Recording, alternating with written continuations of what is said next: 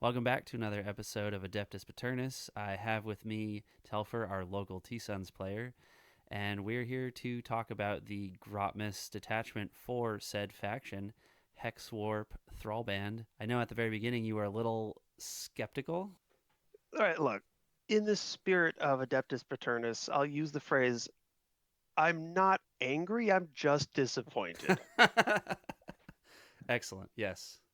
Let me preface this with saying I don't think this detachment is bad. I think it's fine. I think in casual play, Sure. it will do just fine. I think that people will still be able to enjoy it. I think it's a little less tuned than Yeah. Cult of Magic, but Mm-hmm.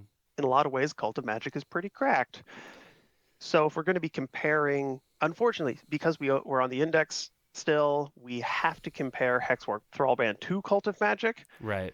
and there's going to be some ways at which it will fall short. There's a couple of tools that it has that Cult of Magic doesn't have, Mm-hmm. um, but there's also a lot of overlaps and questionable things in the strategy-wise that you can do with it. Sure. Well, I hope that doesn't just turn everybody off to the very topic, but let's get No, into no, it. look, if you're still playing T-Sons, you're here to have fun. So, all the people who are just playing at the tournaments jumped ship as soon as a sorcerer went up by 5 points. So, Yeah. And I mean, I will say that at least the names of like all the rules are pretty epic, right? I mean, just starting off with flow of magic, right? Super well, like, you got to start off with Hex Warp well, Thrallband. I mean, if Hexwarp you can say Thrallband, that, yeah, look, if I wasn't staring at the PDF right now, I would be getting the name wrong. yes, yeah. But, I mean, it's definitely got that swords and sorcery in space vibe, which oh, for sure. I'm all for. So far, Hex Warp Thrallband, flavor win. Yep. We're off to a decent foot. So how about I summarize the rules as best as possible when they're too long, and then you can just give me your take on them. Perfect. All right. So the detachment rule, to those who are familiar with either demons or, well, I think most people should be familiar with Canoptic Court. You're dividing the board into the three zones of your deployment zone, no man's land, and your opponent's deployment zone. So if you control, so you have this flow of magic always in your DZ. If at the start of any phase you control at least half of the objective markers within no man's land, you have the flow of magic there. And if you control at least half of the objective markers within your opponent's DZ, then it's there as well. Each time a T-Sons model from your army makes a psychic attack, reroll a wound of one. If that model is wholly, it's interesting that it's per model, not per unit, which might Yeah, might make some gameplay a little awkward if you have a 5 man who's like half on one side, half on the other. But if a model is wholly within their flow of magic, each time it makes a psychic attack, add one to the wound roll instead.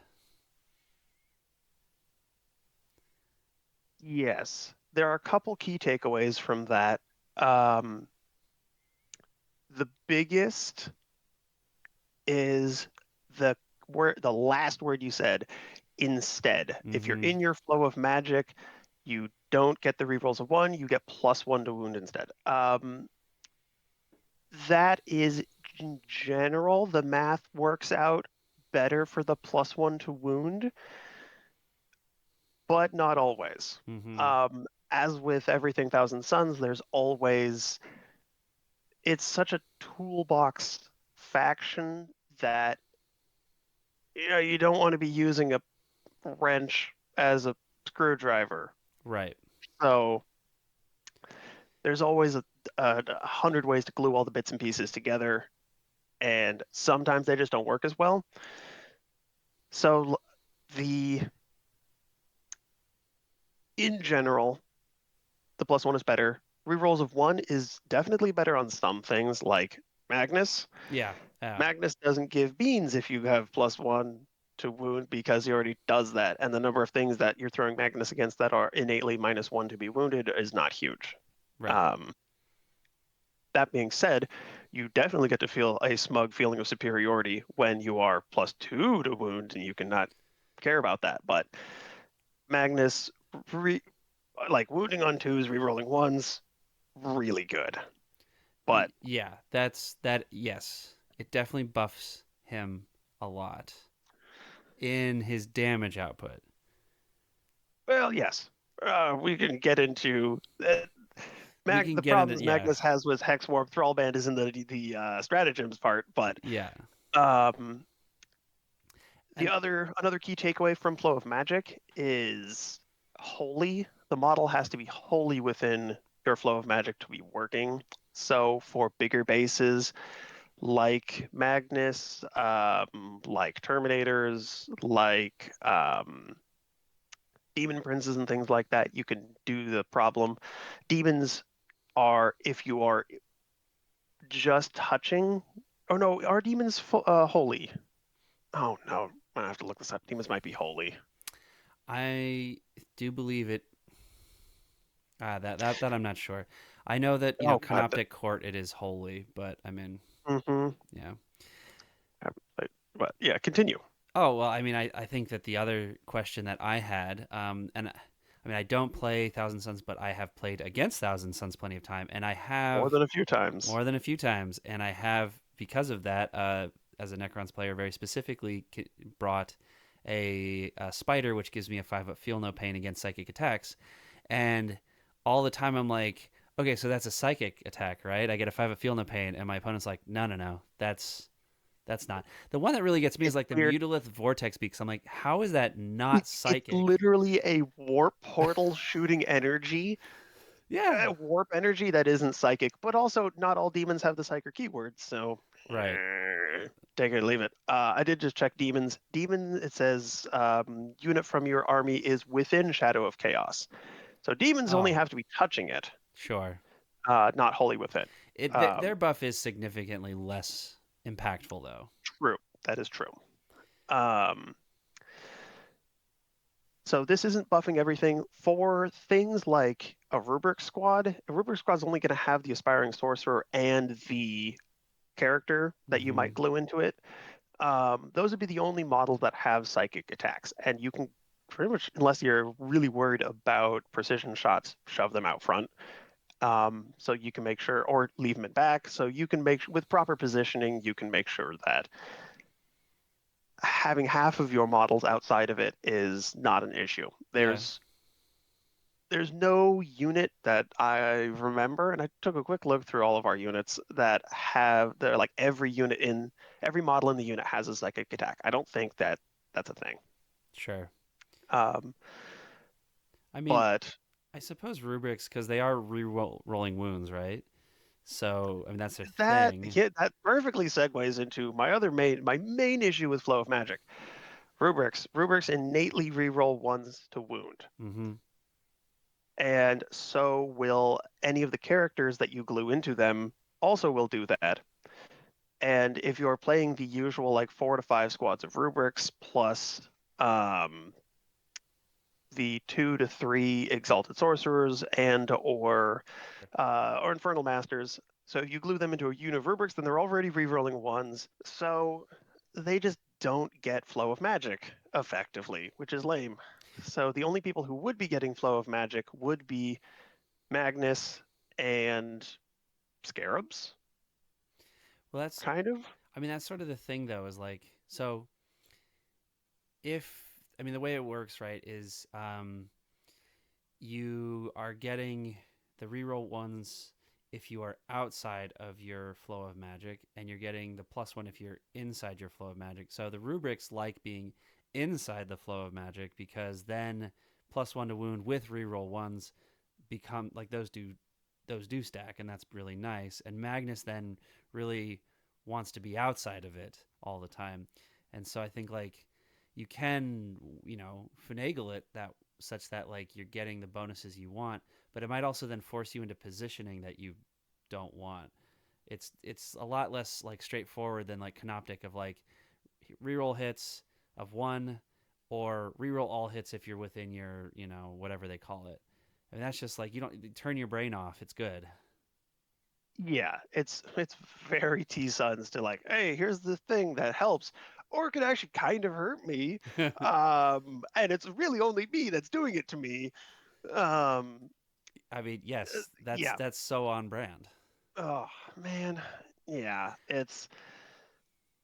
Yeah. Magnus definitely doesn't want to be in the flow of magic. He wants to be outside of it, and yeah, But he also wants to be near other people who he can buff. yes. So there's really like a 3-inch strip of the table that you want half your units in. Um, Yeah, right. it gets down to kind of one of those that like it. I haven't played a game with Hexwarp Thrallband. I still need to get that in, but it feels a lot like a win more ability Mm-hmm. of like flow Mm-hmm. of magic is going to be great if you already control the whole board. And the idea that your army has to function, can only function from a place of power is just bad strategy. Well, I mean, it's Of not quite that you have to control it enough to score the points, right? Because like you have to score the points, you have to hold it through your opponent's turn. Whereas with this, yes, you could just move on, take it, and then you now have it, and you can start shooting and so on. I think the issue though is that I mean TSons don't want to trade, and this is a trading yeah, detachment, right? Like you yeah, you have to send some stuff like, or else like you said you're just winning harder, which isn't like the worst thing in outside of singles, right? If you're playing in teams where you want that big differential and you get the matchup that you want, and then like this allows you to just deal massive amounts of damage and really just get through the matchup faster, maybe that's okay. yeah. I mean, I've been with the nerf that T-Sun's got. I started playing them again. Pre-nerf, the faction definitely felt like it had been kind of solved. Of like, there's like one real build Yep. for T-Suns that went to every tournament, and Yep. then if you've played that one build, then you've played pretty much all of them. And I mean, why that is really a topic for another video. I could go into that for another hour. Um, but with the nerf, I picked him up again because I think it opened up the possibility for a lot more units to be played. Viably isn't necessarily the right word, but it opens the table for a lot more to be tried. Yeah. Um, Nobody's gonna laugh so I you off for taking something different. Well, they might. I mean, I brought double Scarab Occult Terminators and Land Raiders with Magnus and just kind of threw the Unga Bunga Wizards up the table. And it worked in some matchups, but then you run into something that's toughness 6 and Scarab Occults can't kill it. Oh, man.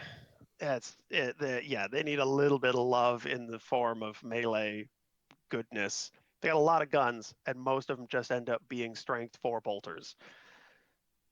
Um, I mean, yeah, it is a little weird that they don't have access to more like psychic melee. I mean, because that is the thing. Like uh, this all there is. It it's just worth says noting psychic attack. So it is. So you're also buffing all of your force staves, yeah. which isn't bad. Like it makes like if you are if a force stave is their strength 6, re-rolling ones from the rubrics, and then if you're also +1 to wound, well then you're actually wounding like Marines on 2s, Mm-hmm. re-rolling ones I mean, at some AP at least, and it's D3 damage, so you have a decent chance of bonking your wizards bonking marine equivalents yeah. I mean, in even like tanks. Like you're getting like medium tanks on fours. yeah. They're not bad, but it's only one of those per rubric squad, Sure. and you're not bringing them No. for you're not bringing your wizards for their magic sticks. Well, why don't Um, we get on into the enhancements then? yeah, let's take a look at them. So the first one, another great name, Arcane Might for 20 points. Any T-Sun's model, add one to the strength characteristic of psychic weapons equipped by models in the bearer's unit. When you're wholly within. So this one, however, says that the unit must be wholly within, not by model, but when the unit is wholly within your flow Yeah. of magic, add two to the strength characteristic of psychic weapons. Well, it also does say the enhancement ups the strength of all the psychic weapons equipped by models in the bearer's unit. Yes. So it's not Yes. just the bearer. No, and that is pretty Um, nice. yeah, it means you're upping the strength by of two models rather than one. Um, But I it's the good guns. It is the good guns. I trawled around our data sheets, and pretty much almost all psychic weaponry appears to be strength six. Um, there's a couple um, different cases at which things go up to, or things are like strength four and things like that. Primarily strength six, so it's going up to 7 or um, 8. seven or eight. The eight is a really good break point, Mm-hmm. especially if you're re-rolling ones. Mm-hmm. Um, Well, you wouldn't be then, right? Because then, Well, unless you're glued to a oh, rubric unless squad, and that if you're would glued to a Rubik's because squad, then then you're yes, yes, you are.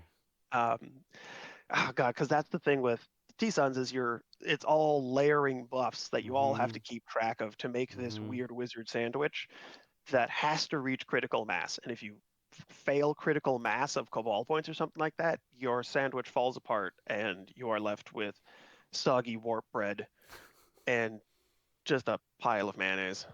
I mean, It's awful. so you were talking about T6. Mhm.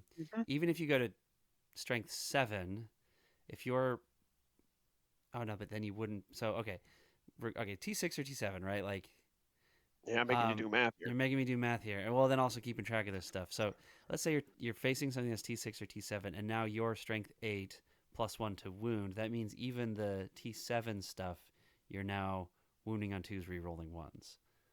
Yep, I mean, real good. that's pretty good. Even if it is just two guns, it is the good guns.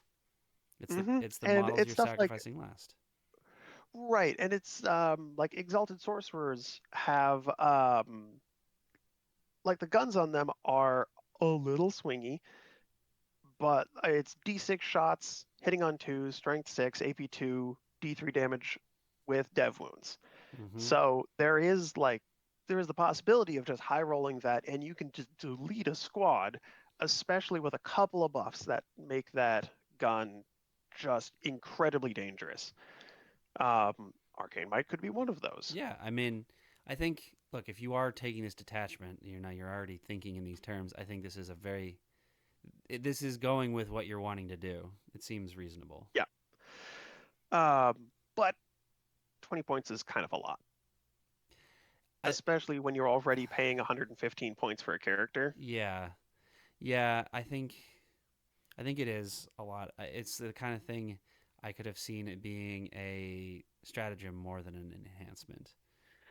Ah, I think, well, it would have been a really good stratagem if it was, because the other problem with that is if it's a stratagem, I guess they could have keyworded it to like non-character or non-epic hero because Oh, that's making true. Magnus They could have said strength infantry. higher strength. Yeah, they could have kept it as infantry. Well, But the thing if they is, kept it as infantry, then you couldn't have put it on a demon prince. And I, they throughout could this video, will be continually trying to make the case of why you could make a fun demon prince in this detachment. yeah. They need some love. Um Bringing a demon prince, their melee, they have no psychic ranged weaponry, but sure. your melee is all psychic, and your brings your smash profile to strength 10, Yeah. which that's a decent breakpoint too. So wait, I guess you could put this then on a demon prince, right? Yep, you can definitely put it on a demon prince, and they would go up to strength 9 or 10 in your flow of magic. I mean, Be pretty those are cool. really good breakpoints. Yes. I mean, if you're yeah, because going to 9, now your rhinos are you're going to be wounding them on. Well, I guess then you'd be rerolling. But if you're 10 rhinos, you're wrecking rhinos. Pretty much, yeah. Um, that being said, you, your demon princes need to be doing more than fighting rhinos. Yeah, well, for sure. But I mean, sometimes somebody's got to do it. But Yes, someone's got to do it. the thing is, though, I'm just thinking of like the whole reason why I thought that the Tyranids detachment was better than a lot of people might have thought was simply because they had a strat where any shooting add 2 to the strength, and they have like strength 9 shooting. It's like, oh, that's effectively +2 to wound in a lot of cases. But Yes, so they are willing to hand out cracked strats in these. they are, and I think maybe two of our strats are pretty cracked in this one. Sure. But let's keep going with. Let's get Yeah, through all we'll the get there. enhancements We'll first, get and there. we can. Yeah. So next is Empowered Manifestation, 20 points again. Again, any TSons model. I mean, obviously character, right? I mean, shouldn't have to make that clear, but in case you're wondering, I while mean, it's TSons. Sometimes you do got to make that clear. yeah, while this is the one I remember you made a comment on Discord that there might be an unintended interaction here. Yeah. While the bear's unit is wholly within your army's flow of magic, add 6 inches to the range of psychic abilities the bear has that specify a range, including rituals, and you can reroll hazardous on psychic weapons. There's a lot that's going on with this enhancement. Um, so the joke I made in like going through and theory crafting a bunch of stuff is I pretty much just looked to find everyone who has psychic abilities that Mm-hmm. would get interacted with by this, and it's shockingly few because notice this does not buff the range of psychic guns. Right.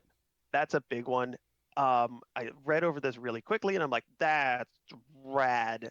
6 inches on all my guns. That's amazing. I can have 24-inch flamer. You can't. Nope, doesn't work that way. Um, the extra 6 inches to um, rituals is take it or leave it. We have Mutilith Vortex Beasts for doubling ranges. That's what you're going to be wanting to do with that. I guess, I mean, that's kind of the rituals is icing on the cake. Rerolling hazardous tests, it's you're not bringing it for that. There's No. very little. I mean, most of the shtick with exalted sorcerers and things like that is your psychics don't have hazardous tests because they Mm-hmm. are amazing psychers. Um, the joke I was making, there is a rules as written case to be made that the generic Thousand Sun Sorcerer has the Illusions of Zeech ability. It's the Lone Op, 18-inch Lone Op instead of 12. But it's a psychic ability, and if you add 6 inches to that, all of a sudden you get a 24-inch Lone Op ability, which markedly worse. Yeah. I don't know if that is intended, or I also don't know why you would take this enhancement on a sorcerer because Yeah. they don't have an overchargeable a hazardous test on their psychic. And Now, it's strictly 20 points to make it worse. if they had said like improve the range by 6 inches, and that would mean that like Hmm. all of a sudden the 18 inch, went down to a 12 inch loan up. Now you have a good We're talking enhancement. regularly. You're seeing the Thousand Sun Sorcerer and a unit of rubrics that are just they are the guys who are holding your backfield objective because loan up with a bunch of flamers is excellent. Yeah. And our cultists do not sticky objective. Mm-hmm. Um, so, and also with the incredible prevalence of deep strikers and uppy downy and redo strikers and all that stuff, just having something that can, if you deep strike within range, that can just overwatch it and blow it off the table because you're getting hit with 5d6. Well, actually, with a sorcerer, you're getting hit with 7d6 shots. Yeah. Oof. Yeah. No, Yeah. no, no, no, no. If you're gonna come, you got to come correct. Exactly. So, yeah, if this was make it a 12-inch blown up, I think that'd be fantastic. Yeah, and I think you'd pay even more points for that. But Yeah, probably. The case I'm going to make for empowered manifestation is the Thousand Sons Demon Prince. okay.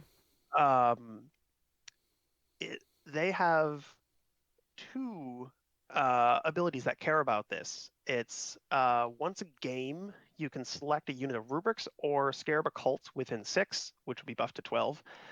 And for the rest of that phase, every weapon that unit has precision. Mm-hmm. Uh, I've never used this ability to effect, but I've also rarely brought Demon Princes because they tend to be too heavy of a points investment for what you can get out of them. Sure. Um, they're 170 points for an okay melee profile. Um, and previously a really bad aura, which was 6-inch aura of every friendly unit within this has stealth. Mm-hmm. However, with Empowered Manifestation, that's a 12-inch aura of everything around it having stealth. That is actually pretty good. Yeah, I saw that. I'm like, well, wait a minute, 12 inches. That's a You've big aura now. On That's a big aura, and it doesn't say holy within it, and you don't have to have line of sight. Yeah, no, I mean that can cover all of your army if you so chose. Yep, and that could be really good in specific matchups. I mean, then again, then you fight Black Templars or World Eaters, and it doesn't really matter. Well, World Eaters more than More we than you might previously would have think. thought. Yes, Yeah, yeah, everybody's taking Forge Friends now. and they made my Forge Fiends more expensive in Thousand Suns, which is good. It was too cheap before. Um, So that I when I play this, I am going to be trying an empowered manifestation demon prince, um, because I think a 12-inch aura of stealth has legs. I Yeah, think oh that yeah, absolutely. it does lean into, like you said, that Thousand Suns trading army, which it doesn't really want to be doing. You want to be playing unfairly, but with recent nerfs and changes to how our rituals work, we are being forced to play fairer and fairer, and our win Mm-hmm. percentage has been showing that. Yeah. No, that actually does seem pretty legit to me. So is this just the first part of the case for Demon Princes, or is there more to come? Um, that's kind of it. If that's it, that's Um, still good. 190 for something that makes, say, half of your army in stealth is pretty good. yeah, I think that's enough. And then also with a 12-inch poke at point at something and Sure. say, hey, you've got precision on like giving a full unit of Rubric's precision means all of a sudden like Grimaldus is dead. And that's Um, precision on any attacks, either fight phase or shooting phase. yes, it's all weapons by model in the unit have the precision ability. So you can Great. get precision flamers. Yeah. Yeah, and Yeah. I mean, I mean that there's always that question of precision of am I strictly making a bad tactical decision of am I going to half kill a character and then hmm kill fewer bodyguard models because of that yeah. Yeah. when that like once a game precision attack or something like that happens? Yeah. The only time that I ever bank on it is if it's like a big hard hitting character in melee where I'm like, there's going to be spillover. Like it's guaranteed that I'm killing the character and then some. Yeah, exactly. So, but if you have Um, enough flamer shots and you're just shooting like an infantry character, then yes. And I think the nice thing about it is 6 inches, you do have to make some plans, right? Because a 6 inch aura, you have to pre-measure, like, am I gonna, for this whole thing to work out? But like 12 inches can just be like, oh hey, and I happen to remember that this is will work out. And like I didn't have to keep the demon prince near the thing that needed to do right, this. that can be the first half of my shooting phase has gone horribly wrong and I need to pivot to something and you know what? That rubric is within 12 because it also doesn't have to be visible.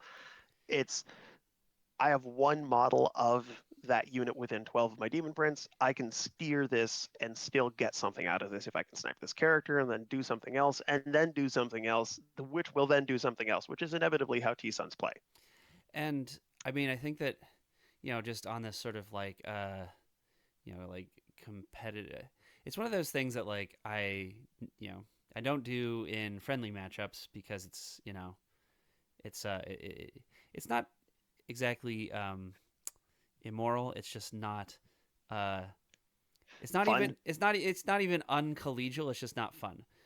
Which is Yeah. like planting a seed of doubt in someone's mind, um, and saying Oh, yeah. The mind games the mind are games. huge. Yeah. So It's because one of if the reasons why I leave Magnus in Deep Strike a lot. uh Even if huh I'm going to be dropping him behind my lines to as a buffing piece, I'll leave him in Deep Strike just to watch my opponent have to measure out to make sure that they've screened out their home field for like the first 3 turns of the game to make sure that Magnus can't come down. sure.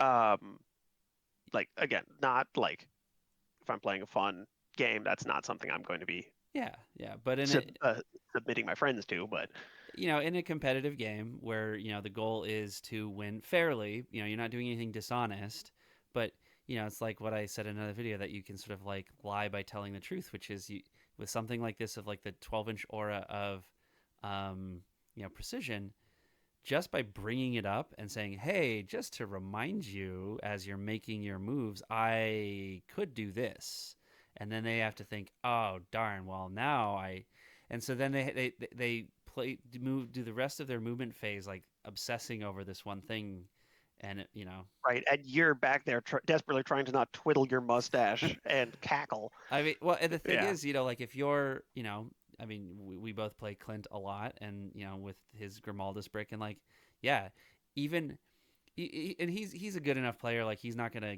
let it put him on tilt, but it does mean that it might limit the kinds of moves that he can make, because he's gonna have to keep Grimaldus behind a wall. yes. I mean, and that is also, that Black Templars is putting 7 of every 10 chips into that one brick. Yeah, and then So, yeah. the remaining stuff is probably other good characters like Helbrecht or whatever. Yep. So, all right. Well, that was a lot about that one, which I thought we would cover Oh, quickly. boy. But Yeah, well, but I got ideas. I mean, that's great. I don't have a time limit on any of these videos. That's why they're all long. Perfect. Just keep editing stuff out and making YouTube shorts out of it. Yep. So next one, Empyric Onslaught, 25 points. Again, you know, any Thousand Sons character. While the bearer's unit is wholly within your army's flow of magic, add 3 to the attack characteristics of ranged psychic weapons. By the bearer, not the unit. Yeah, that's important. It also says ranged. You don't get double your like +3 melee psychic attacks. That would be sweet. Um, I looked at a bunch of profiles as to who I'd want to put this on. Um, the math works out. So pretty much like your Exalted Sorcerer on disc, the Infernal Master, all of them have like D6 or 2d6 attacks for their big psychic gun. So that just kind of evens out the math on those Yeah. weapons. You can still spike it and get a really good roll, but min, you aren't just like, one attack. Mm-hmm. Yeah. Beans. The difference between 4 attacks and 1 attack is enormous. Yeah. Um, so far from bad on one of them. But it's also 25 points, and that's a pricey Yeah. enhancement. And I mean, are you really sort of planning? I know that people use the discs mostly for just kind of, well, at least in the other, just poking out and calling out a ritual, rather than for their ability to deal damage with their shooting. Yeah, they're not bullying pieces. Right. Um, But could you make them so one with this? I mean, would that become something scary? maybe I don't think their guns are quite good enough to the point where the math averages out like, well, I'm just gonna blow that unit of Hellblasters right off the table. Yeah. Um, Yeah. I mean, I think, yeah, I mean, you can poke through that, and it's like it's good. It makes them better, but it doesn't necessarily turn them into just an eradication cannon that will mm-hmm. nuke everything. Mm-hmm. Um, I think what I'm probably going to try that out on first is the TSons Sorcerer in Terminator armor. Okay. Because the Coruscating Flames is the anti-monster, anti-vehicle dev wounds, 4 Mm-hmm. up. It's only 2 damage, and you only get 3 attacks, but doubling that to 6, all of a Mm-hmm. sudden, that can be a big chunk of wounds taken out of a vehicle, of all of a sudden being able to throw 6 to 8 mortal wounds at a tank is not insignificant. In addition, because you're bringing one with a brick of Scarab Occults, Mm-hmm. um, so with a couple of missiles, with a couple of other attacks thrown in there as well, that Yeah. begins to threaten some things. Yeah. What's the range on that?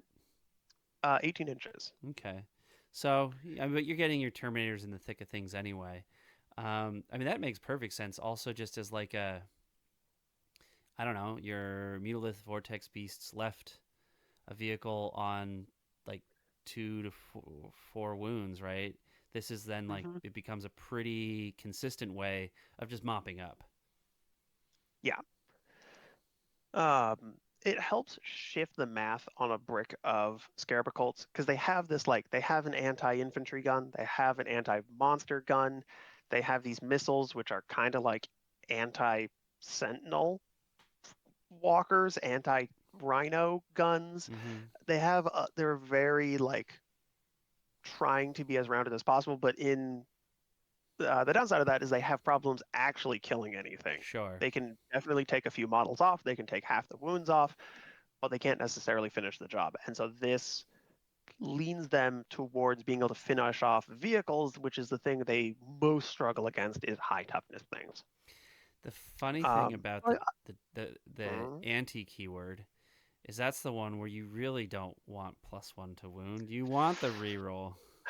yeah, that's yeah. So like I mentioned before, of some of the times Thousand Sun stuff is going to get in its own way, and you're going to have to use a screwdriver like a wrench.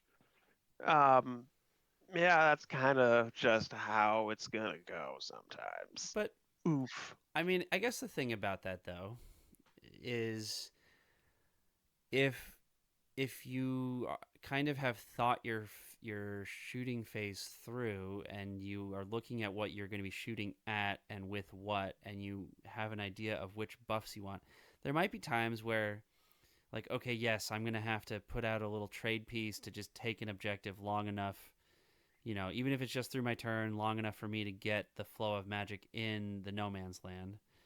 um or maybe now I don't have to because I actually don't want that. I would prefer to have, the reroll ones because I'm going to be focusing more on this other kind of damage. I think that there are ways to game it. I mean, the control of, on the other hand, that's kind of a very risky strategy to be dependent on because that might also be the turn that you draw secure no man's land and it's like, well, Yeah.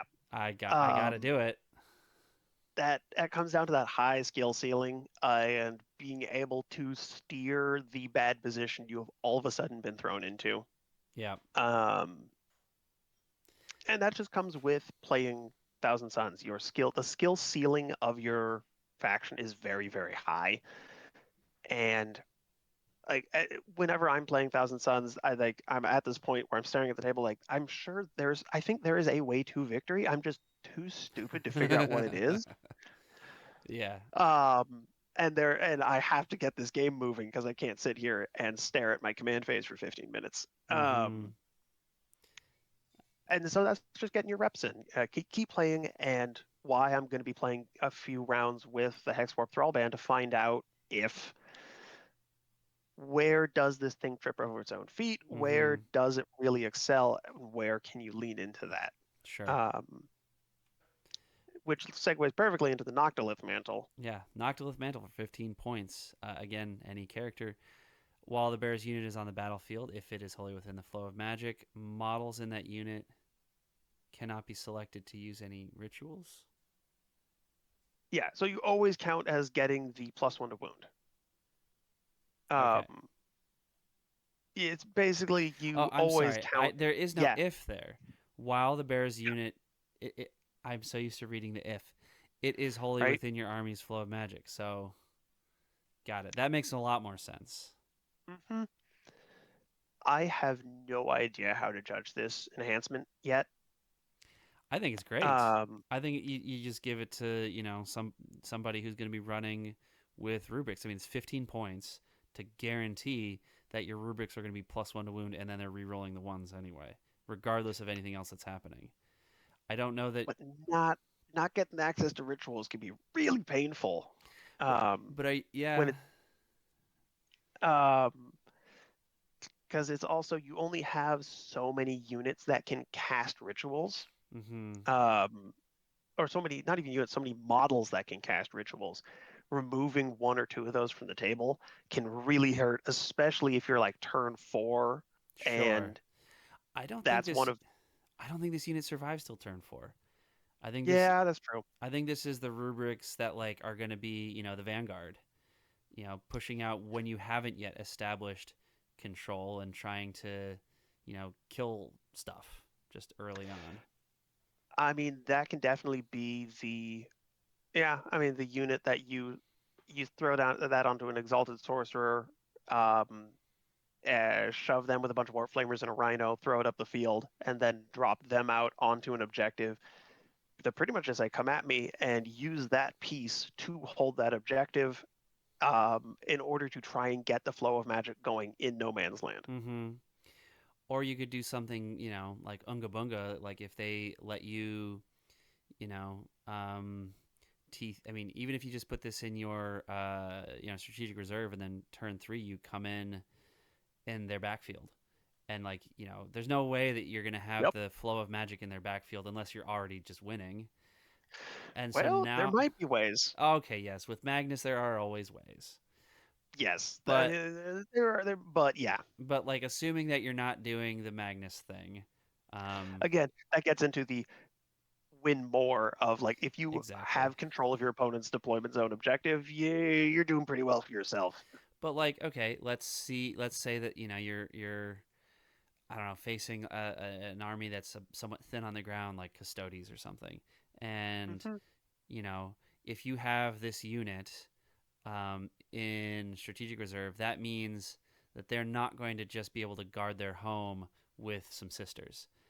I mean, they're not going to be guarding Yeah. their home with sisters anyway because of Magnus, but it guarantees that they're going to be leaving, like, Draxus, back there. Yep. You, I mean, I really feel like being able to bring this unit in, just 9 inches away in their DZ, and then flame that like hell out of a bunch of guard, like that's pretty good, and like guaranteeing that you're going to be getting that +1 to wound and the reroll one of one. It's great. Yeah. I mean, um, there's also the ritual for double move.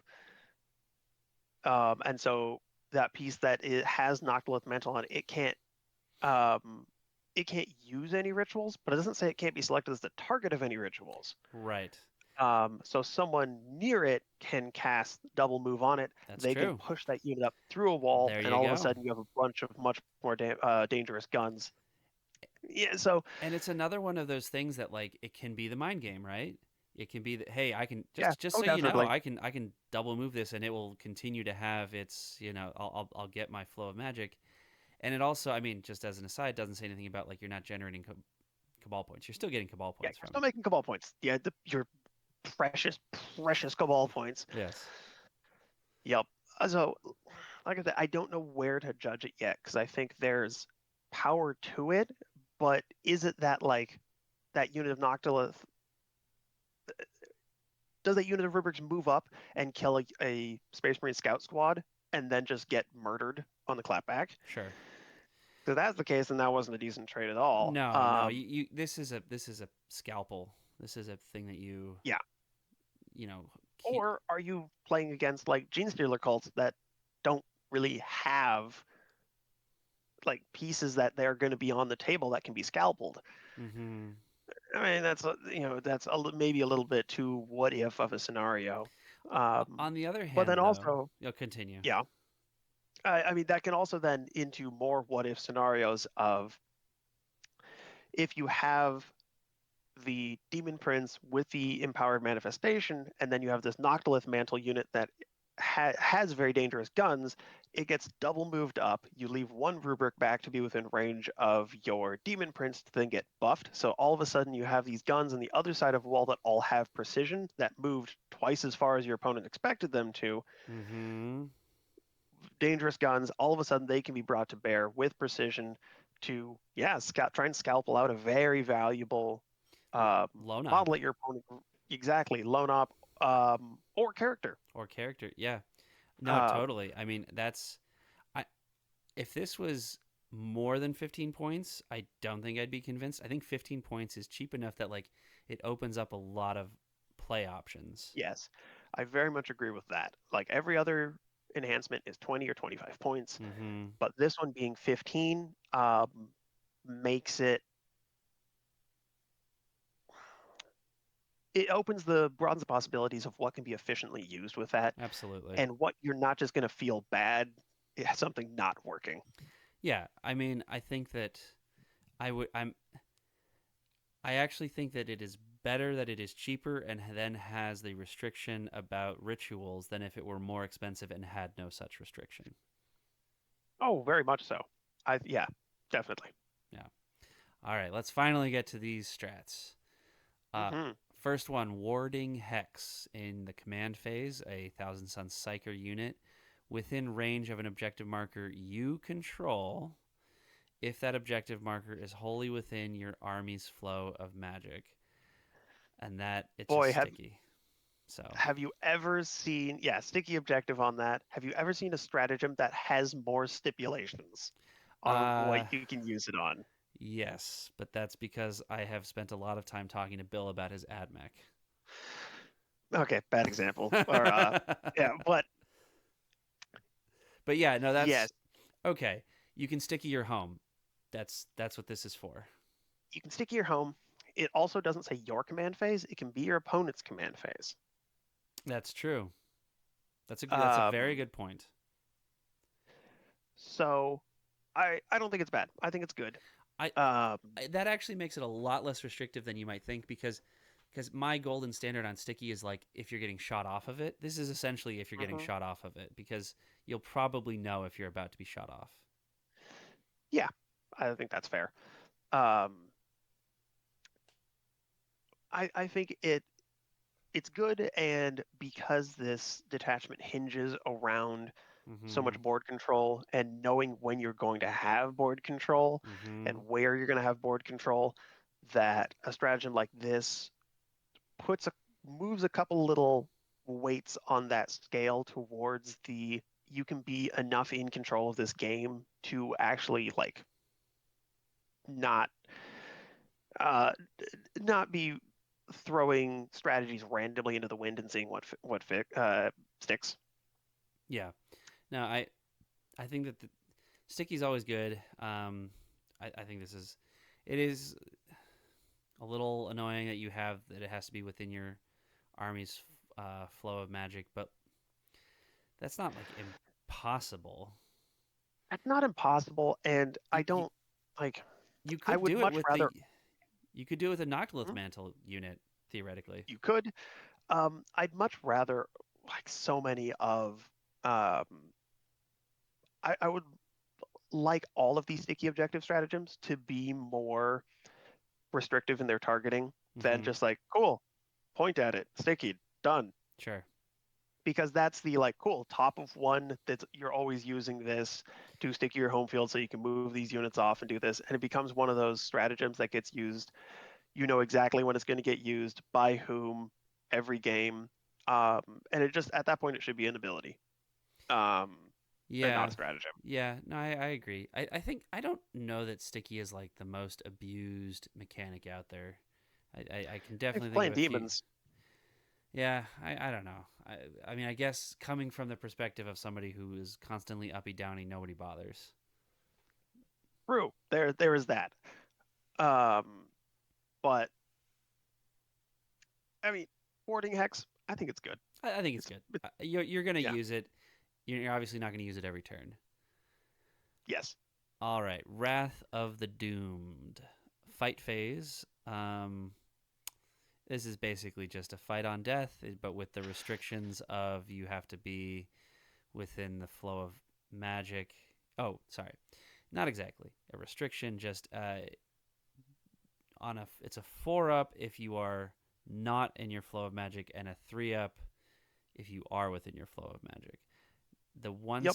The one CP 3-up is like the gold standard of fight on death. The question is like, you know, how many how many things are going to be using this?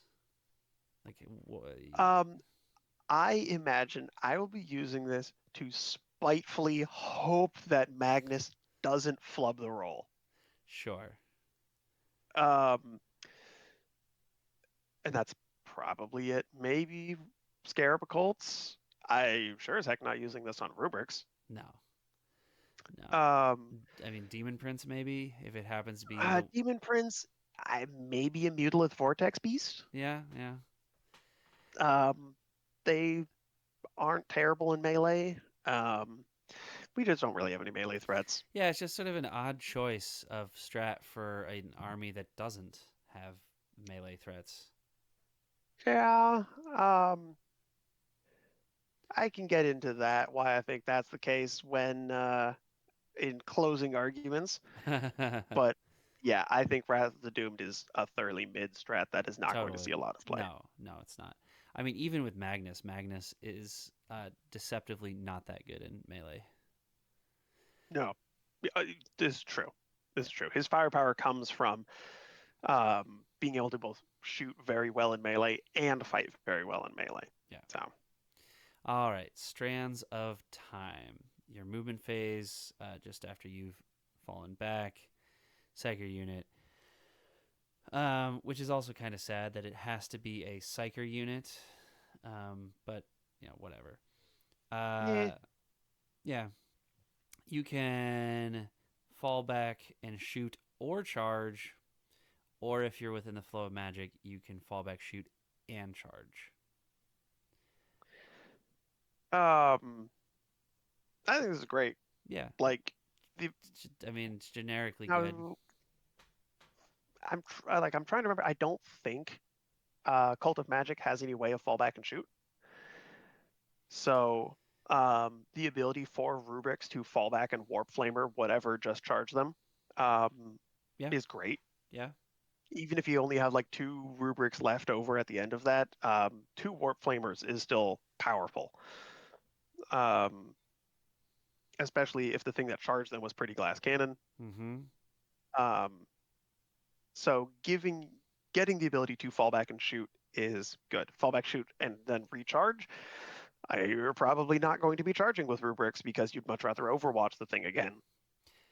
I mean, I think Um, your Terminators are probably a great, yep, option for Terminators, they don't this. have pistol on any of their attacks except the Warp Smite. So, yeah, them being able to fall back, shoot, and then charge is fantastic. Um, there is also, now that I'm thinking about it, a very good case for you throwing the Noctilith Mantle on Mm-hmm. a Terminator Sorcerer Mm-hmm. so that you can guarantee strands of time on them. Mm-hmm. Yeah, Um, yeah. I think that that's a good that point. might have legs. Um, I I also think that there could be good times if somebody just is like tying Magnus up some one way or another. I mean, charges a rhino at him. I mean, he honestly doesn't kill a rhino consistently. that And matters less but there, than you might think.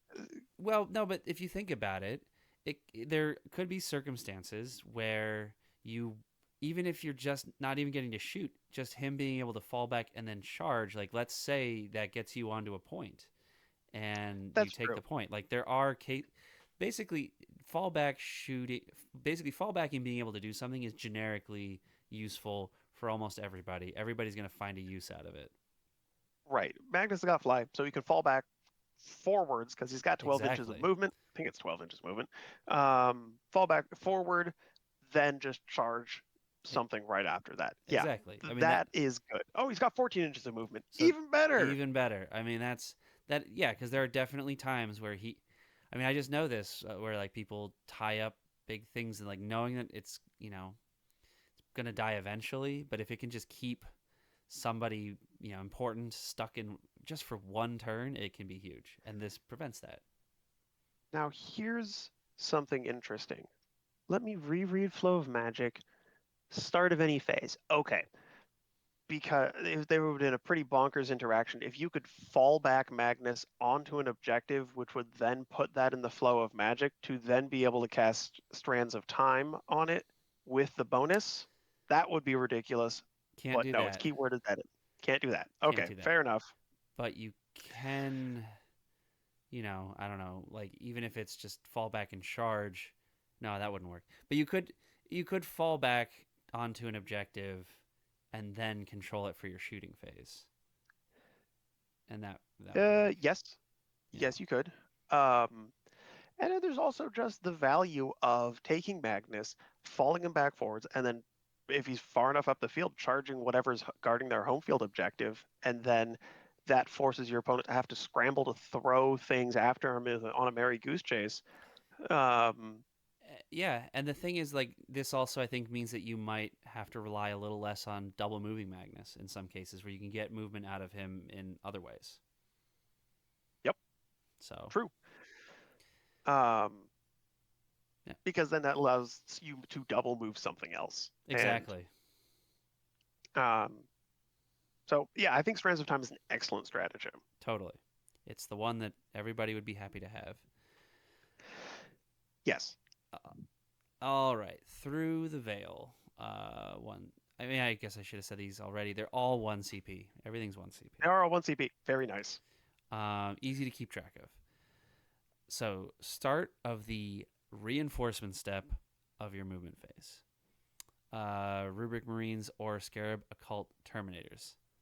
Um, if it's a Rubric Marines unit, until the end of the phase, it has Deep Strike. And then if it's a Scarab Occult Terminator unit, it can 6-inch Deep Strike. More premonitions of potential changes to 3-inch Deep Strike, perhaps. Oh, man, I hope so. This is Uh, this is great. Also, well, if you 6-inch deep strike the scarabs, then they can't charge, Sure. which is important. If they could, oh boy, would that be a problem for the game. Um, but I mean, in Cult of Magic, we already have the Umbralific Crystal, which is probably the most commonly brought Sure. uh, enhancement. So there is already that unit of teleporting rubrics or Scarab Occults that it's already in the meta of Thousand Suns. So this Mm-hmm. isn't really that new. No, but It's it's nice just not to we lose can it. right we can perpetuate that across multiple detachments, and our enemies cannot escape from it continually, And much this to their is chagrin. also, I mean, it's great to have this with the Noctilith Mantle unit. Yes, you can do that with the Noctilith Mantle. Um, I think the 6-inch deep strike for Terminators is a bit of a trap. Yeah, Like I ideally, I mean that's why I made a list that added them that brought them with uh, Land Raiders mm-hmm, because they want to hop out, machine gun something in the face, and then charge it. sure.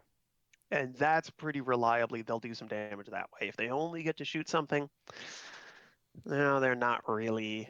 Um, Yeah, I mean, I can't.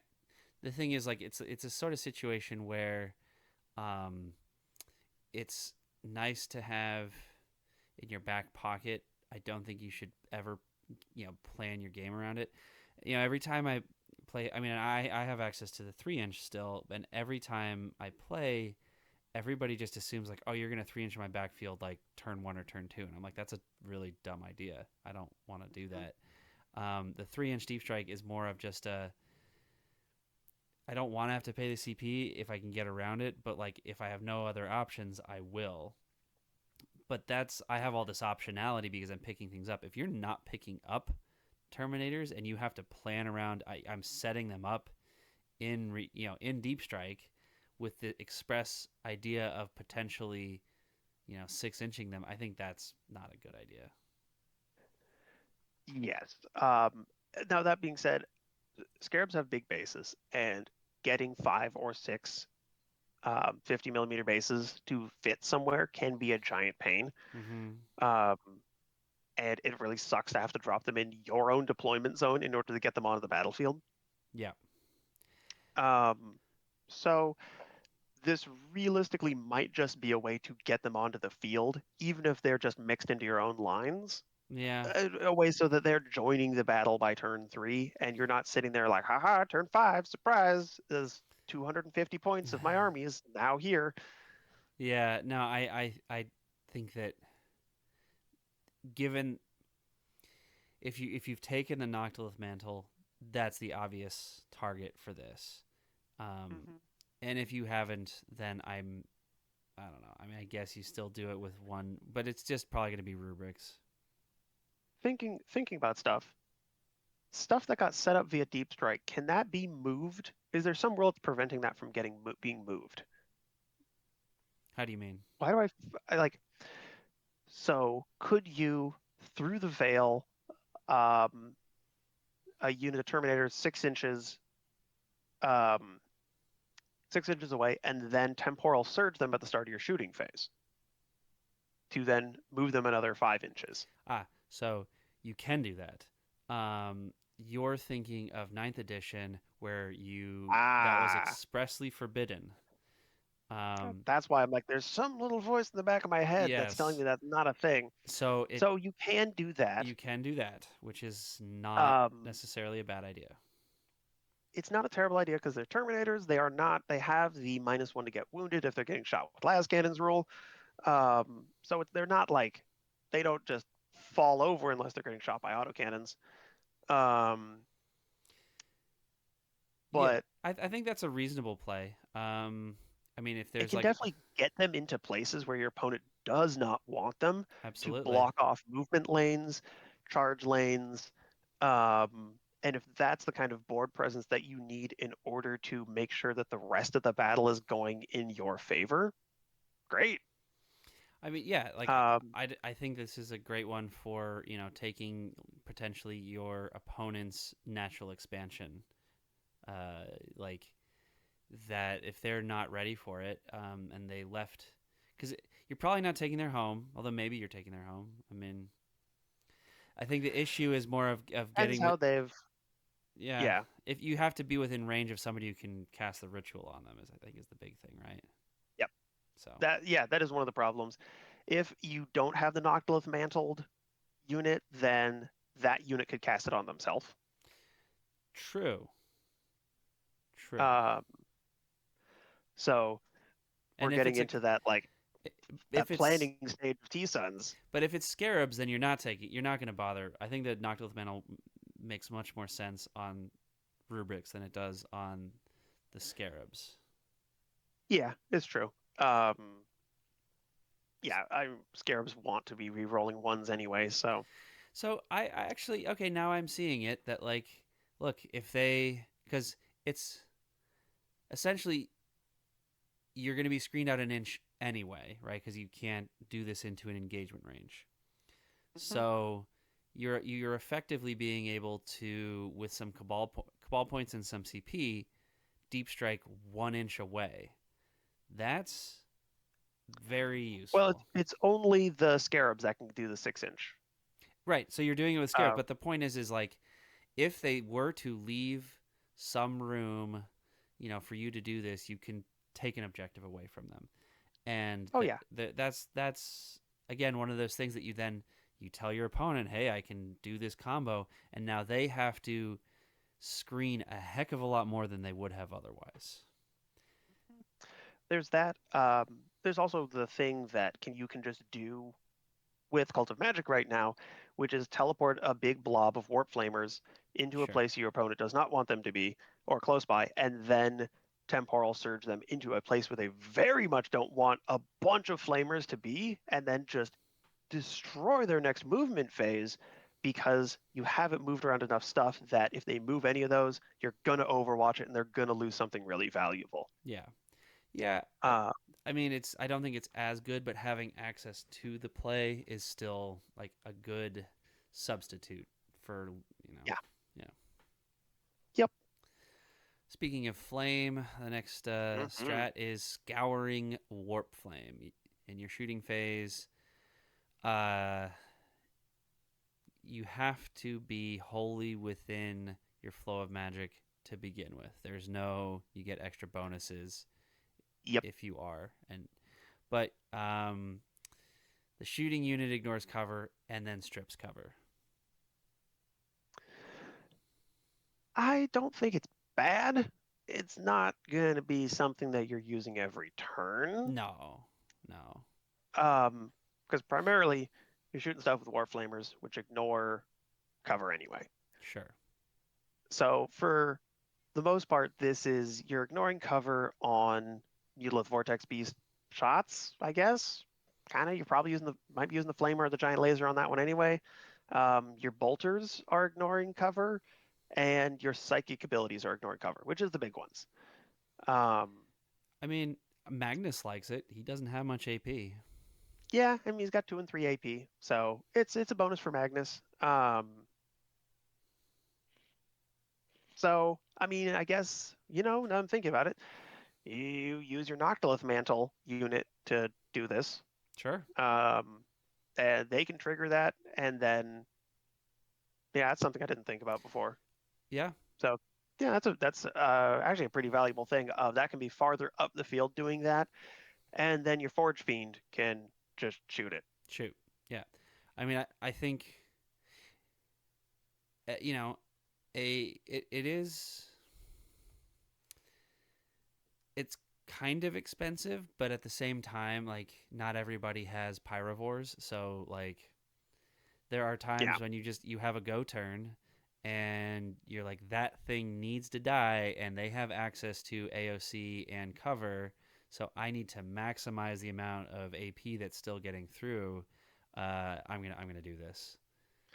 yeah. I mean, there's definitely the plays of like your opponent's like, well, they have a brick of Assault Terminators in a Land Raider, and I have to open that Land Raider up in order to stop those Terminators from the extra movement that they're going to get next turn. Mm-hmm. Um, and this can be that. Like you if you have to kill something, Yeah, I mean, our right now TSons is like, cool, I'll double Doom Bolt it. And if you don't have double Doom Bolt, which you don't in this detachment, well, you got to work a little bit harder to figure out something that's as deadly as that. sure. Yeah, I, I I think it's useful. I mean, like you said, I don't think you're using it every turn, but there's definitely Which is good. it's Like I good. mentioned before, if there's a strat you're using every turn, that should just be an ability. Yep. All right. Last, and I haven't really read it yet, so potentially, at least I don't know. No, Kaleidoscope. it's fun. It's a Okay. fun one. Okay. Well, I mean, anything kaleidoscopic should be fun. Kaleidoscopic Tempest. Your opponent's shooting phase just after an opponent they've selected their targets. Something that of yours that was targeted. Your unit has stealth, and if you're wholly within the flow of magic, you have the benefit of cover. Your Psychers can pop smoke. Yep, basically. I think it's hilarious. I love it. I think it's funny. I Um, think it's if you're running that demon prince who's giving everyone stealth, everyone probably has cover anyway. I mean, cover's so easy to yeah, get. it's This is the but least. This is the least strat. if you are sane, you're not running a demon prince. Um, Yeah, I mean, probably not. um, I think it can be one of those late game, when you're getting down to like, I just have a couple wizards left and things are not going great. This can be one of those pop this strat in order to try to keep your wizards alive. So like one of my biggest criticisms of Hexwarp Thrallband is you don't have Destined by Fate. You can't Yeah, blank exactly. damage. Exactly. Which is, oh boy, is that a big ability, a big strat. Yes. So Yes, you it don't is. have that. So where does the core strategy of Thousand Sons of bubble wrap the nerds? How are you doing that? Um, and this is a toolbox thing Yeah. that can do that. I mean, Magnus can pop smoke. Yeah, I mean, he probably doesn't need cover, though.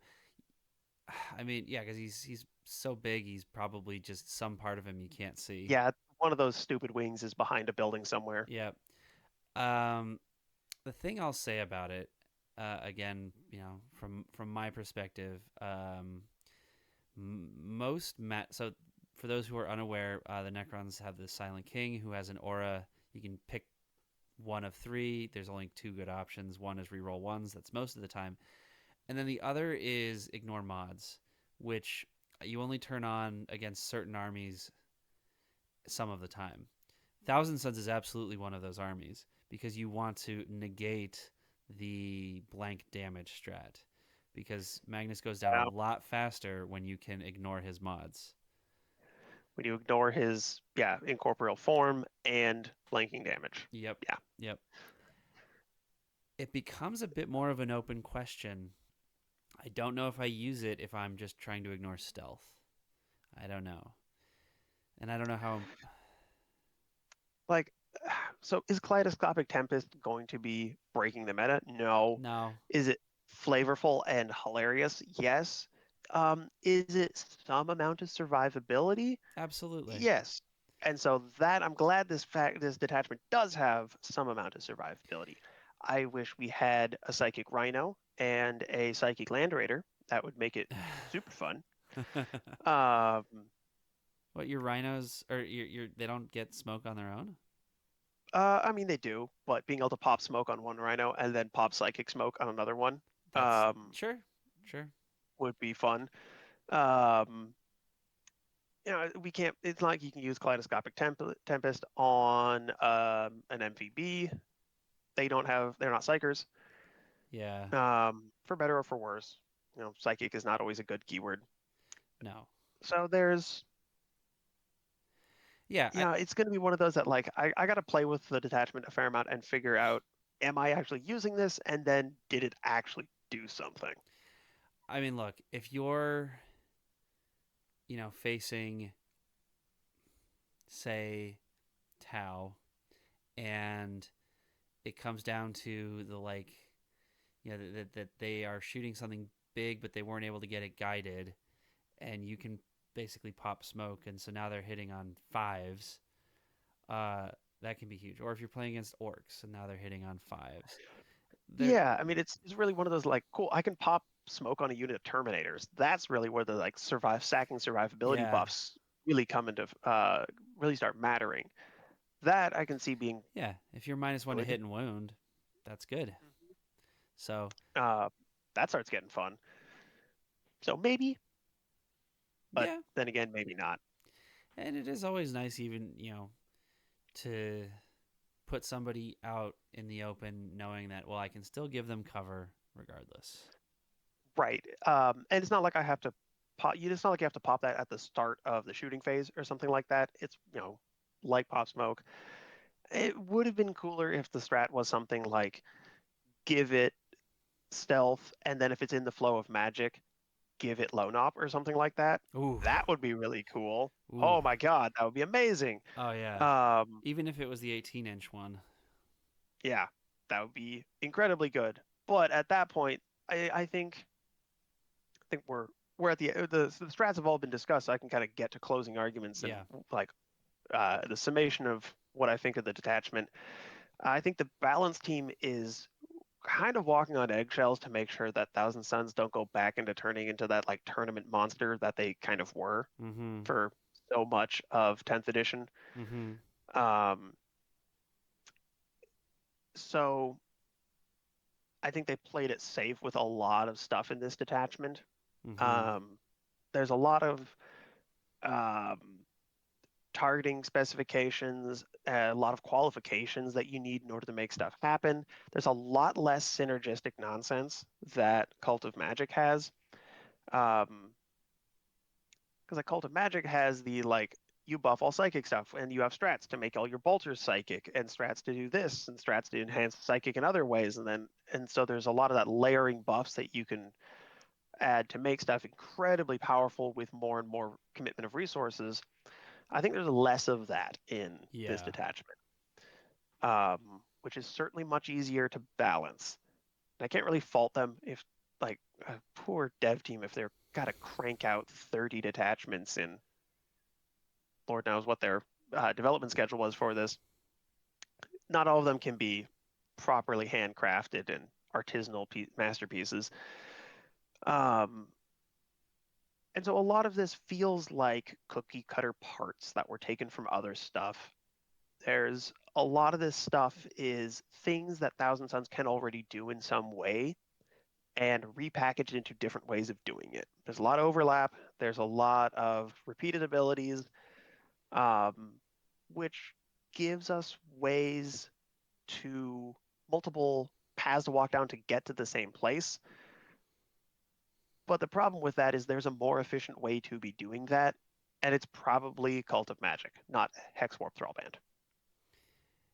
Yeah, I mean, if you hadn't made the point of the cookie cutter, I was gonna make it myself. Literally every strat here is a strat that you've seen elsewhere, just with slight variation on the. You got it Slightly harder to do. slightly harder to do.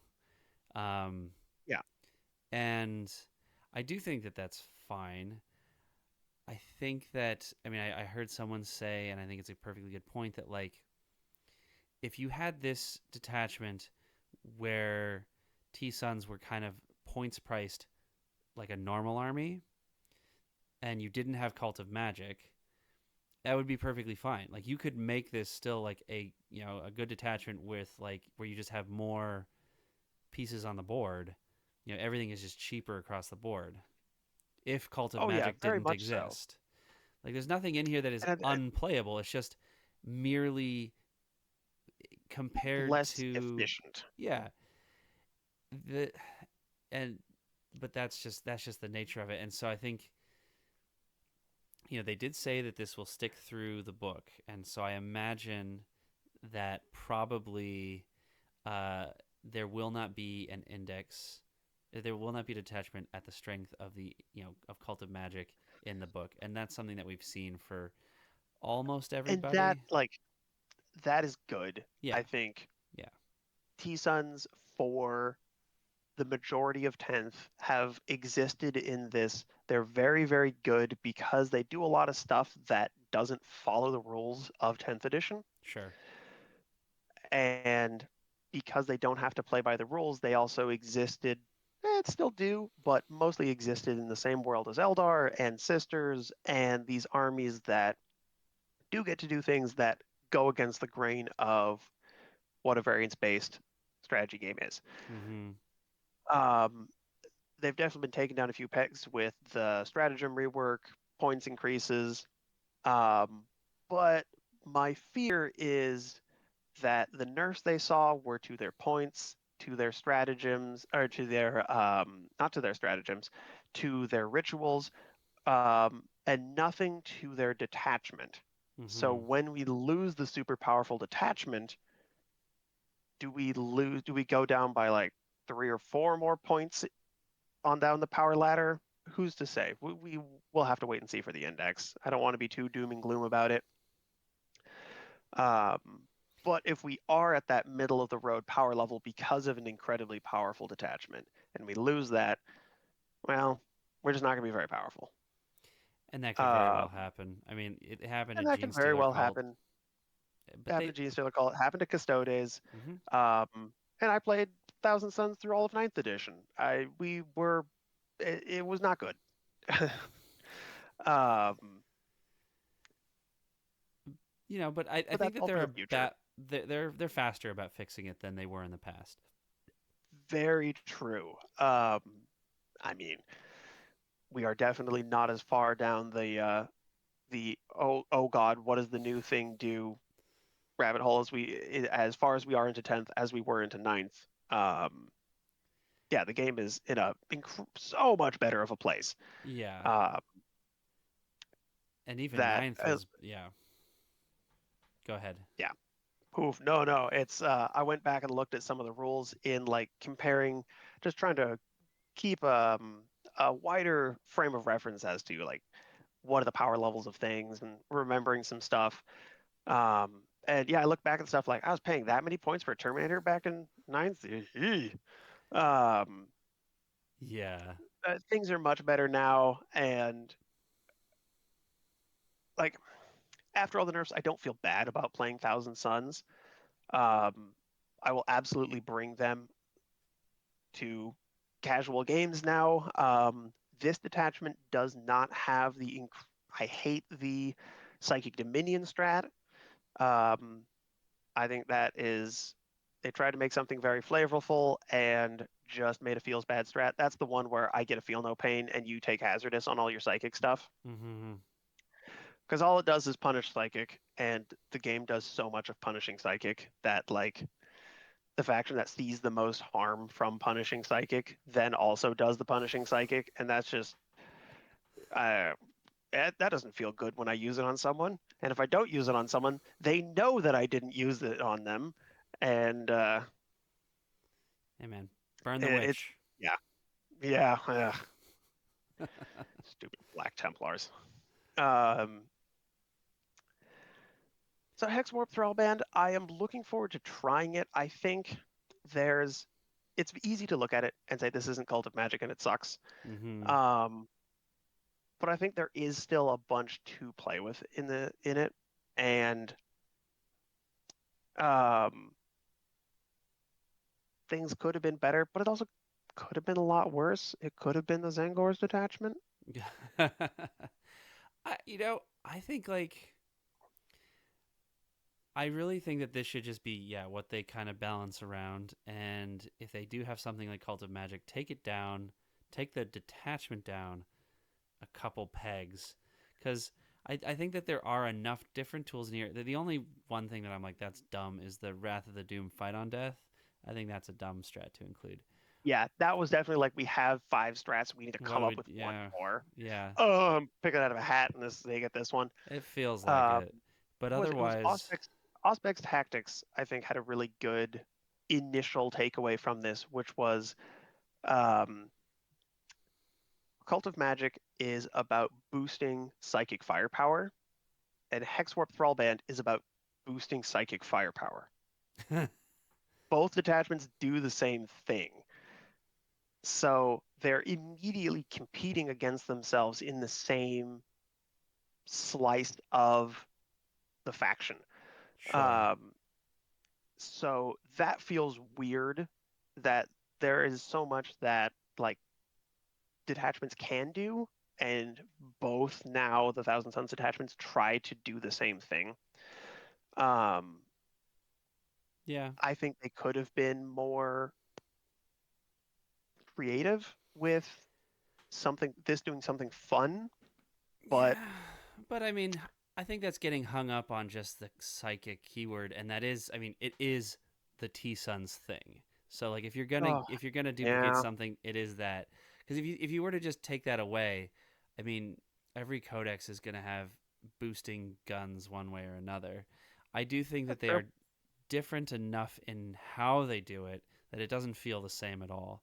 I mean, one is just uh yeah, here's your perfectly constructed house of cards that like magically evaporates things as long as the house of cards doesn't come tumbling down. And this is the all right, you know, play the game with a couple cheats, and if you play the game correctly, like you'll win. This feels much more like well, we go back to the generic, but like play 40k well and you can do well. I still think that Yeah. I think that this detachment is impossible with the way the points currently are. Like Yeah, you I think, think like from a competitive comparison, yes. yeah, Um, I think that's valid. yeah. I agree with that. Um, I don't think it's poorly designed. I think too many people get hung up on things like, oh well, that detachment sucks because it's like not good, and this I think is just an extreme example of like you have one ridiculously good detachment versus one yeah, that's just normal. I think that's the case. If it had if Hexwarp Thrallband was the this detachment's awful and the dev team didn't spend any time balancing it and any time like developing this, then we wouldn't have been talking about it for an hour. This review could have been done in 20 minutes. Sure. Um, so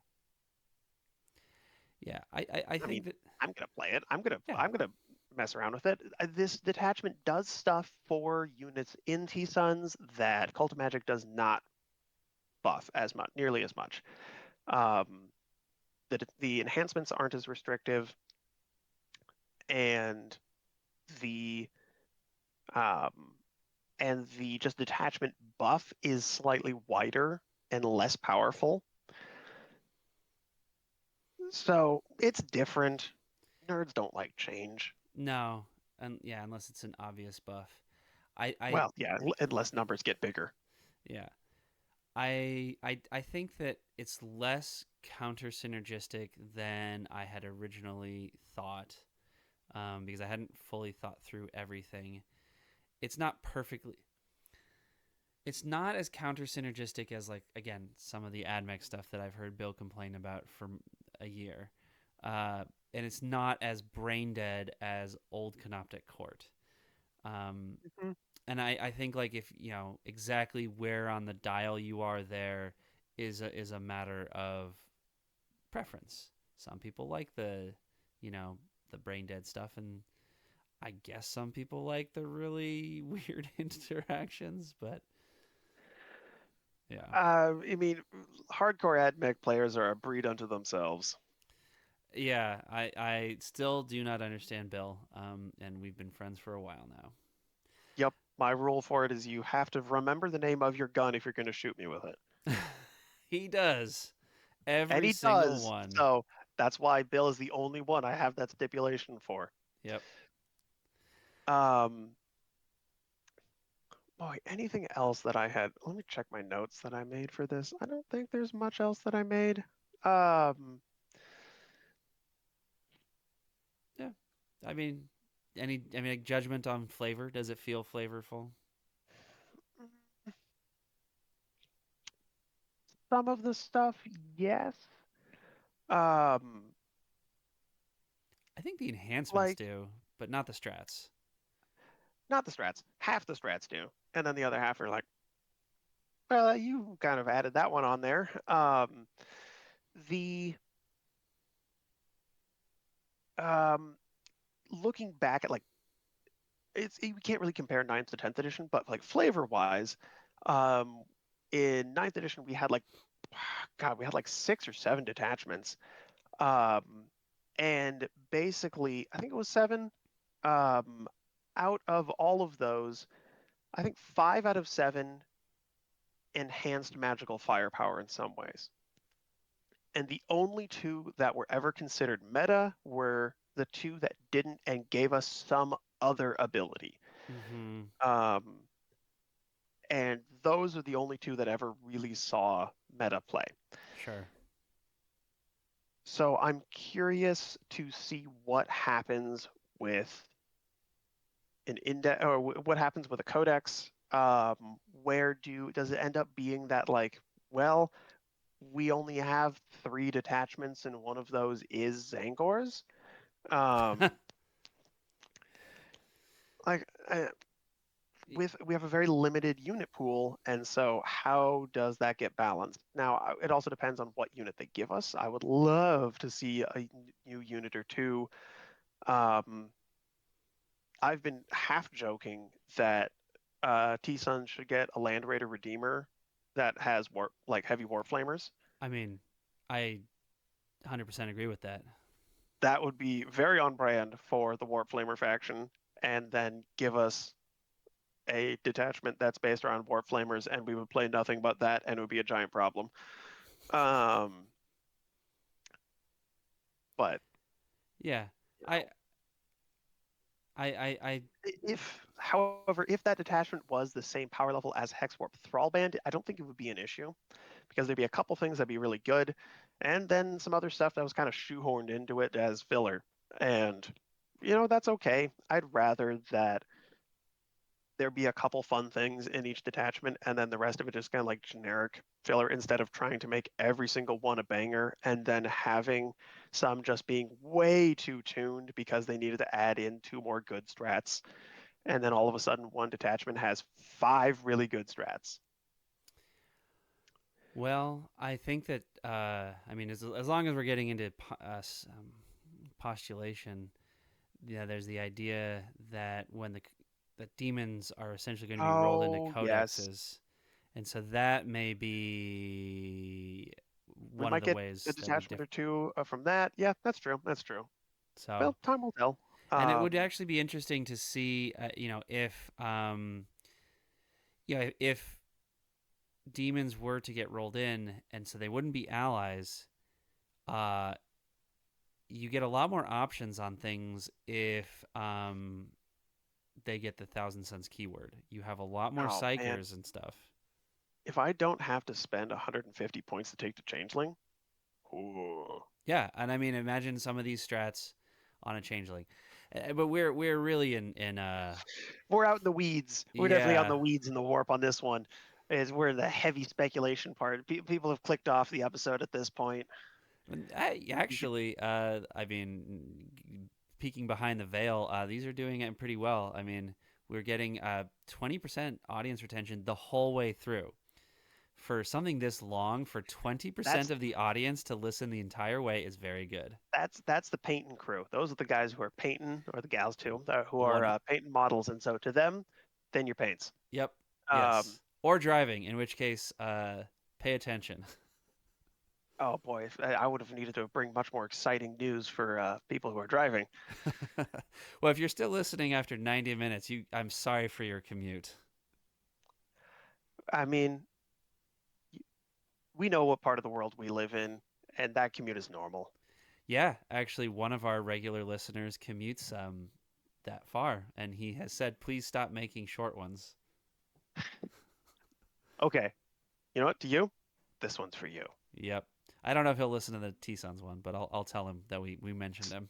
Subject him to it. Yes.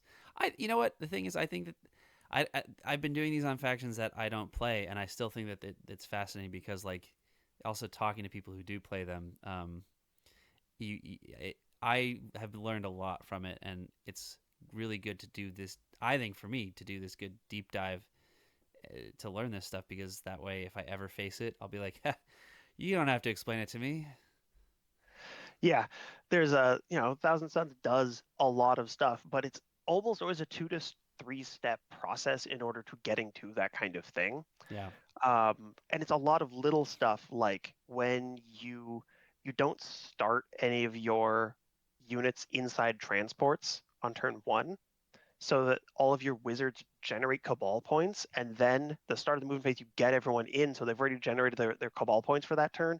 Then they drive off and do other stuff. Mm-hmm. Um, is like little tiny things that they need to play differently, and little tweaks and tuning makes them into kind of the monster that they can be. Um, but there's a There's lot of hoops to weaknesses to jump through. exploit. Oh, very much so. But a lot of those weaknesses can be covered up by changing the way you play them, because they are they're definitely not the ultimate toolbox faction, but they are extremely toolboxy. And so with some changes to how you, when you look at your opponent's army, knowing how they're going to have to play, what you put in reserves, how you deploy to unpack your deployment zone, all of that, it's extremely easy to lose the game before you even start with Thousand Suns. Right. Um, so you just have to play a lot of reps in order to stop making just genuinely foolish mistakes in your deployment zone, Mm-hmm. because things have to be near each other, things have to be within range for rituals, things have to be buffing each other to get to uh, the psychic powerhouses that people people know, love, and fear. Yep. Well, we'll have to see if we can't actually get a game where I'll face you playing this, and Oh, sure. Let me get into a tester round or two before I have to go eat a monolith with my oh, brain. I won't do that to you. I'll take something that I'm less familiar with. Maybe I'll take my Eldar because I haven't Mm. nearly as many reps with them, and Eldar Oh, into T Sons Eldar is love warflamers. exactly so. Nothing quite like 9 flamers coming at any Eldar unit. Wraithguard, Okay, well, there's that. yeah, Can but Wraithguards shoot back every single time they're shot? that Or is it only once changed. a It's turn? just once now. Okay. There might be some play. Yeah. Well, we'll see. We'll find out, and we'll report back to the internets. All All right. right, Well, thank you for having me on. yeah. Thanks for keeping me company for the past hour and a half. This has been great. No problem. Happy to sit here and chat. Yep. And for all those listeners who are still with us, please do the YouTube things. It does help. And until next Definitely time, argue with Nick about Thousand Suns topics in yes, the comments. yes, tell me that I am so wrong. I would appreciate it. All right. Well, talk to you soon.